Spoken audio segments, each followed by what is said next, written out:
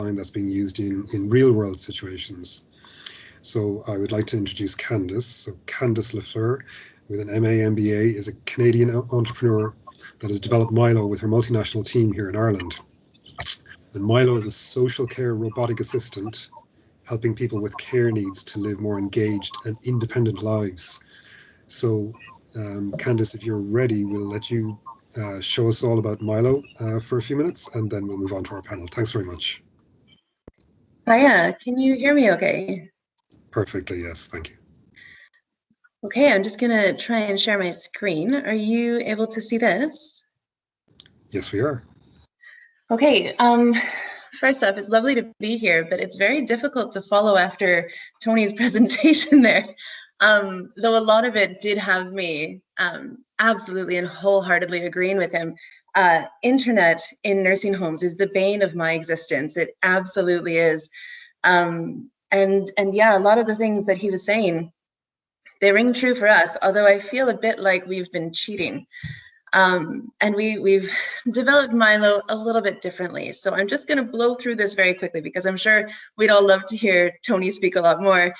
Mylo is a monitoring and companion robotic assistant that we put into people's homes, particularly for stroke rehabilitation, dementia, and we're looking into the autism space because we get a lot of requests for that. But it started, I had a major stroke in 2014, which kind of came out of nowhere, but it resulted in the formation of Mylo. And I'll just take you through quickly what Mylo is and what he does.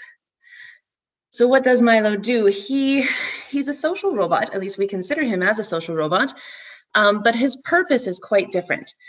His purpose is to help people to maintain their independence and maintain communication. So particularly for people living in their own homes as they get older and kind of the transition before going into nursing care.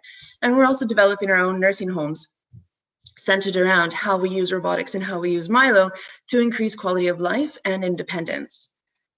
So what exactly does it do? So for safety, we have a remote monitoring function.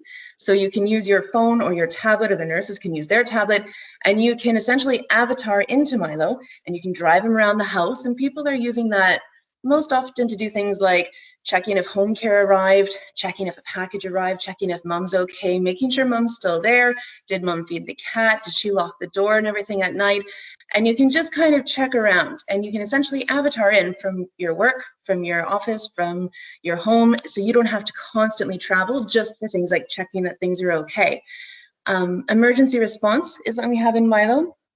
So he pairs with a watch, and the watch tells Mylo if there's been a heart anomaly. So if someone's heart rate was to spike or drop, Mylo comes and finds the person based on beacon location with the watch.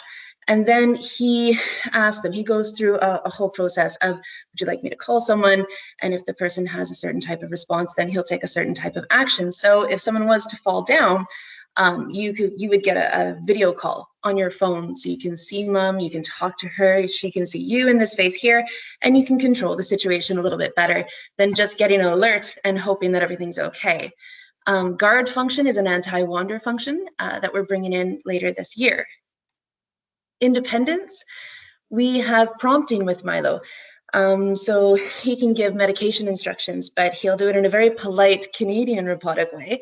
And he'll say, Mary, it's time for your morning medication. And he'll also show her where it is. So he'll give a visual of where that's kept. So if you keep your medication by the microwave, for example, then mom will see that. And he can even guide her to it using beacon location. So we're finding that things like medication and hydration and appointment reminders, people are responding to them very well because we get the power distance right. So Mylo is quite a bit smaller than you, but he can still move around the house independently. And it's like an assistant giving you an instruction rather than a person standing over you and giving instructions. So we found in our own research that I would love to work with Tony on further. But we found in our own research that people are picking up and responding to those prompts far better than they would to like an Alexa or a person. Connection, we have video calling. So a lot of older people struggle to use phones. You don't have to use any, you don't have to understand how to use any apps. You don't have to plug anything in. He charges himself. You can just say, Mylo, don't do it. Mylo, call this person. And then the video call will initiate through that person's phone. So there's no touching the screen. There's no negotiating how to open this app and how to use that and everything else. So it's kind of hands-free video chatting, which we're finding in older people with dementia is working quite well. Chatting, there's a chat function with Mylo that we're constantly growing. YouTube turned out to be a huge hit, something that we didn't expect to have to put into him. But the request was there, and the data that we're getting back is it's actually become very popular in nursing homes and in private homes for people to have YouTube running during the day. And he's touch reactive, so you can pet Mylo. And we have a little old lady in Drogheda in Ireland that has worn a groove into the top of his head because she just pets him all day, but she's happy as, so good on her. The most popular functions by users, they like the good morning function. It feels like someone is in their room at a certain time. He'll come alive and he'll say, "Good morning, Mary. Here's the date, here's the time, here's what's your schedule for today. Let's get your day started." And that tends to give people a bit of connection first thing in the morning, which they quite like, communication tools and independence prompts, whereas family carers prefer the independence reminders, remote monitoring, and the heart rate monitoring so that they're not as stressed. It all works through an app on your phone that's pretty, at least we think, pretty easy to use, that we're always improving on. And what we're working on. So it feels like we're going in a bit of a different direction than Tony and the rest of the AI world is. Sorry about that. One thing we're working on is anxiety sensors for kids with autism, potentially, because we get a lot of requests in from families and calls to can they use Mylo. So we're using the watch to determine if someone is starting to get anxiety behaviors, and then Mylo can give them a social push, such as a gentle, "Shall we go get some water? Shall we do this? Shall we do this?" Or a reminder of what their schedule is, something to kind of bring them back down.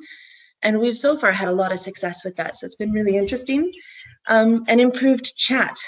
It was really interesting listening to Tony's presentation on chat and conversations.